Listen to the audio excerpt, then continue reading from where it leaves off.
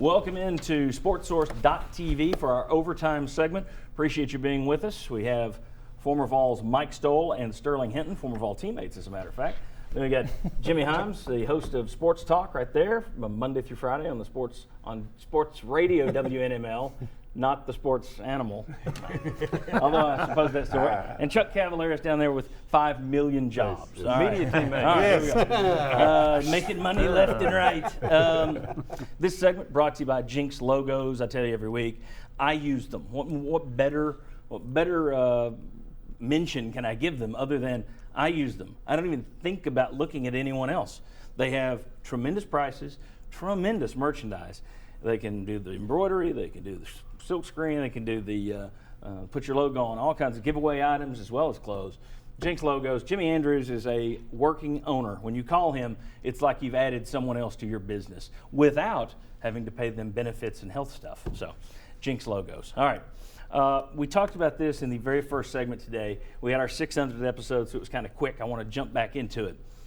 Tennessee has already lost starter on the offensive line, Marcus Jackson, your most experienced player on the offensive line.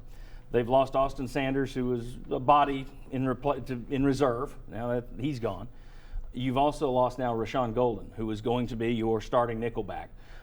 And as we said in the show, starting nickelback means starting nickelback. Nickelback pretty much is on the field most of the game, if not the whole game these days. How many more injuries can this Tennessee team take?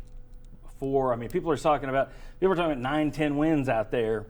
At what point does it ratchet down from 10 wins? For those people who are saying that, how close to the injury line is this team? John, I think it's more who is injured as opposed to the number. Right. If you have a couple of backups or third stringers, that's not going to affect you. If you have frontline players, another Rashawn Golden, a Marcus Jackson, you get a couple more of those that go down, then I think that expectations would change. But to me, it's more about who that person is. Obviously, the quarterback is going to be a key one, but Hurd or Kamara. Yeah, either one. So if it's an impact player, then obviously that could impact your season. If it's backups, you can probably still have enough depth to get away with it. Guys, they've lost 2 starters. Yeah. Well, and Jimmy talked about Jalen Hurd. Think about this. You have offensive linemen now who are coming in who are going to be true freshmen that are probably going to be throwing into the mix that probably weren't quite ready for that. True freshmen playing offensive line don't understand leverage. They just don't get it yet. They don't know to play. So now you got a guy who like Jalen Hurd who's bulked up to 245 pounds. And when you bulk up, you're physical and you run physical. But now you've got guys that maybe aren't blocking as well. So he's taking those physical hits at the line of scrimmage versus running downfield and hitting a linebacker. If he gets hurt or Kamara gets hurt, you become multidimensional to one-dimensional, and then you throw it all on your quarterback, and that's something Tennessee doesn't want to do. You can never read too much into a spring game, but I didn't see a whole lot of holes being opened up by that offensive line in the spring against a depleted defensive line this spring. Sterling, I'll give you a chance to rebut and say none of it matters. Well, and that's exactly what I'm going to say. None of it matters really now because, the season starts in a couple of weeks. You got to be ready to play when it's time your number's called. You got all this recruiting, all these stars that's coming into UT. Now when the numbers called, you got to be ready to play. And as far as the offensive line is concerned, we're playing against probably one of the greatest defensive lines we've had at UT in a long time. So, they've been playing against quality competition in practice. So I venture to say our competition in practice is at least meeting the standard of the players we're going to see on Saturday. Chuck, your thoughts? How great was that defensive line in the spring game? All I'm going to say is this. We lined it up on offense in the spring game, baby.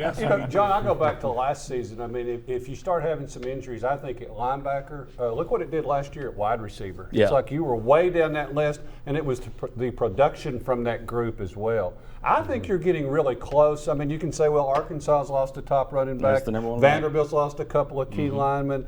LSU's lost, maybe not for the season. So you can say it happens, but you just hate to see it happen before your season even starts. I get you're close to where it's going to be a concern. Is it more of a concern because this team, Butch Jones loves to say it, 64% of this team has played 1 year or less. Now, the other side of that, we've shown it here. You've got more returning starts than any other team in the SEC.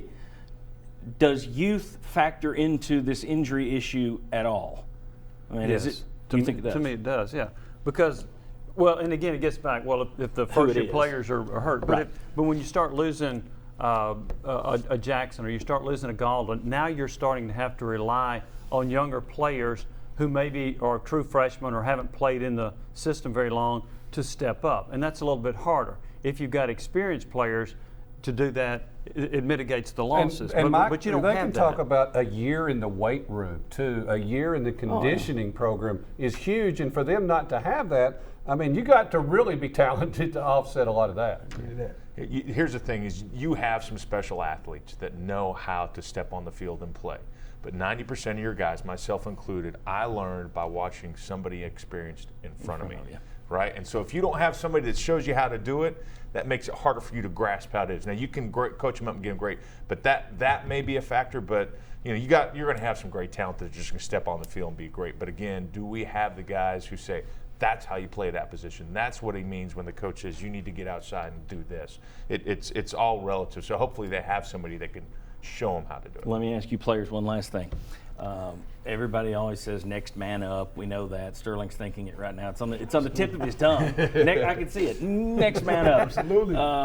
But we saw last year, and they put some next men up there. Once Jacob Gillum went out, you put Coleman Thomas in, just what we're talking about. This is a guy that had never played right tackle before in his life, was thrown to the Wolves. His first game was against Oklahoma. Got ate alive. Or eaten alive, depending on how you want to say it. Past tense. But when you look at it, do you buy this next man up philosophy? I know they preach that. I know the coaches say that, and the players love to say it. But is it true? Well, the luxury about our next man up philosophy right now, John P., and I'm serious about this. We've got guys that play multiple positions, so they can fill in. I mean, Stoll will tell you, he knew right guard and left guard. I came in and had to come to the fire as a freshman, and I know what it's like. If you're working hard daily and you got those leaders that have that experience playing with you, the goal is still winning. They will get further. They will push you along the right line to make you win the game. And that's what you got to be good on Saturday. Mike, do you rebut or do we close on positivity? No, I think you're positive. Next man up. Everybody comes to play at Tennessee. They want to play football, right? Your chance may be sooner than it is later. I like it. I like the fact that they're going to play and you get a chance to play. That's what you're here for. You just hope that they understand and grasp the speed of the game. But Mike, did you know how to play right guard and right tackle as a true freshman? Yeah, I was taught it, but I'm cerebral enough that I could grasp it. Cerebral. Just the use of the word cerebral. Check the box on that. All right. You didn't get eaten alive, did you? You wouldn't let it happen back then. I thought 8 Alive was kind of funny. I didn't really think it was 8 Alive. I was just He was a trying to little bit have fun. meaner back then. One thing, though, I will say this, and Sterling will love this. Occasionally, you do have the injuries. Now, granted, had a hell of an offensive line blocking for him, but you do get the Tony Thompson on occasion, Right. who comes out of nowhere and leads the SEC in rushing, and he's the third man on the depth chart. So weird things happen. But again, he had a lot of good players around him. To me, come back from that, a lot of guys that played with Tony in that same position would tell you Tony was probably the most cerebral running back we had. Tony was a great running back. I mean, don't take nothing from him what he did. Now you're just trying to show up and equal Stolen. All right. Guys, thank you very much. And Chuck, Jimmy, Sterling, thank you all for everything, for 13 years. We're starting our 13th year. Thank you for 12 great years. Mike, my friend, I didn't get to say this on the show, but if not for you, there really wouldn't have been a number 600 episode. You got me with the right doctor to help beat cancer. So thanks to all of these guys. And as always, you're the ones that make this show go. You visit our sponsors. Our sponsors are loyal to us because you're loyal to them. That means so very much to all of us, especially me. Thank you very much, and we'll see you next Sunday for a UT preview. Bobby Scott, Shazon Bradley, Michael Spencer from WATE, some other special guests, plus our normal crew. Next Sunday, 11 a.m., WATE 6.